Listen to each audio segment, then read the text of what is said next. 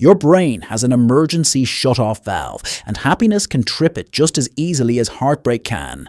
Sounds insane, right? But it is true. And by the end of this, you will never look at a good cry the same way again. Picture this. You get the phone call you have been waiting for your entire life. Maybe it is the job. Maybe it is the pregnancy test. Maybe it is your best friend telling you she is finally moving back to your city after 5 years apart. Your face does not do the polite magazine cover version of joy. It does not just light up in a perfect smile. Instead, out of absolutely nowhere, your throat clamps shut, your eyes go blurry, and you are ugly crying in the middle of a grocery store parking lot over something wonderful. And somewhere in the back of your mind, a tiny confused voice goes, "Wait, why am I crying? This is the best day of my life." That right there is one of the strangest, funniest little bugs in the human operating system, except it turns out it is not a bug at all. It is a feature. Here is the part that will make you laugh. Researchers at Yale figured out that the people who cry the hardest at happy news are basically cousins with the people who look at a chubby-cheeked baby and say something unhinged like, "I want to squeeze your face off." Or the person who sees a video of a tiny puppy tripping over its own ears and practically screams. That urge to squeeze something adorable a little too hard has an actual scientific term too, cute aggression, and it comes from the exact same wiring as happy tears.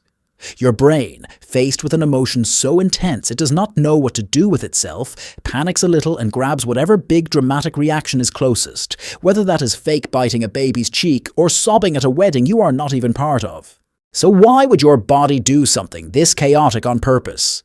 Turns out there is a genuinely smart reason behind it. Your brain does not have a separate custom tool for every single emotion you feel.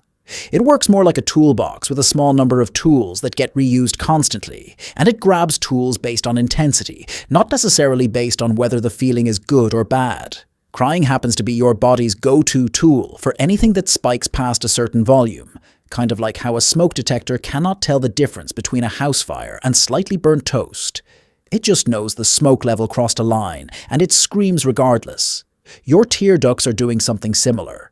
They are not fine-tuned enough to ask, is this good news or bad news? They are just responding to how loud the emotional alarm is going off.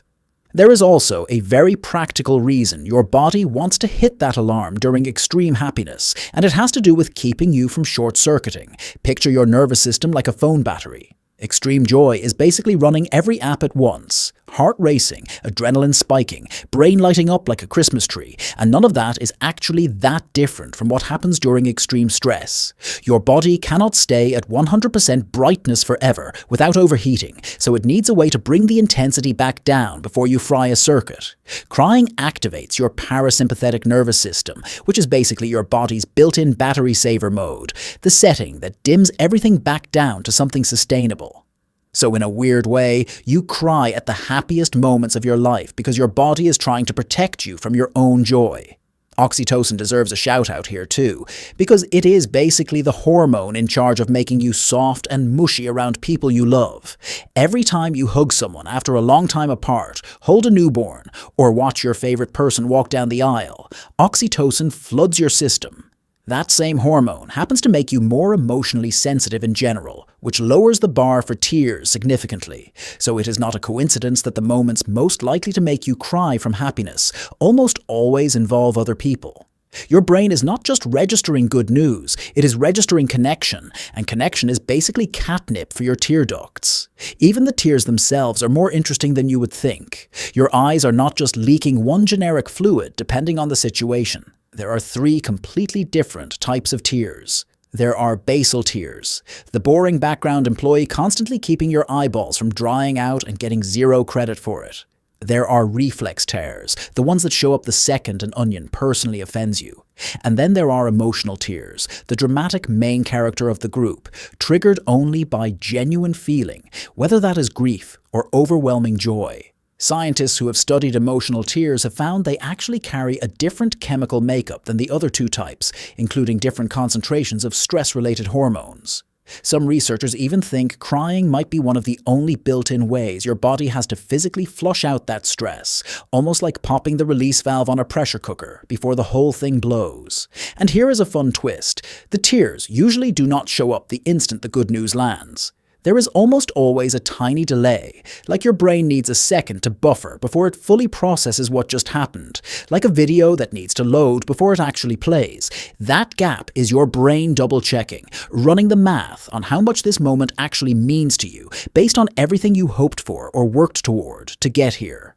Once that math comes back and the answer is yes, this genuinely matters, that is when the floodgates open. Which also explains why the exact same happy event can turn one person into a sobbing mess, while their friend standing right next to them barely blinks. It usually is not about who is happier. It is about who was carrying more emotional weight into that moment in the first place. Think about the places this shows up in real life, and it almost becomes a running joke. A dad crying at his daughter's dance recital because she remembered the steps this time. A grown adult sobbing because their sports team finally, after decades of heartbreak, wins in the last 30 seconds of the game. Someone bursting into tears the second they see the 2 lines on a pregnancy test they have been hoping for. None of these people are sad. None of them need comforting. They are just standing in the blast radius of a feeling too enormous for a regular human face to fully contain, so the tears show up to help carry the load. It is almost like your body looked at the situation, realized a smile alone could not possibly do the job, and called in backup. So the next time your eyes betray you in the middle of the best news of your life, do not fight it, and definitely do not apologize for it. That is not your body malfunctioning at the worst possible time. That is your nervous system waving a giant flag that says this counts, this is real, this actually matters to you. Your tears are not the opposite of your happiness. They are basically proof of it, dressed up in a very confusing disguise.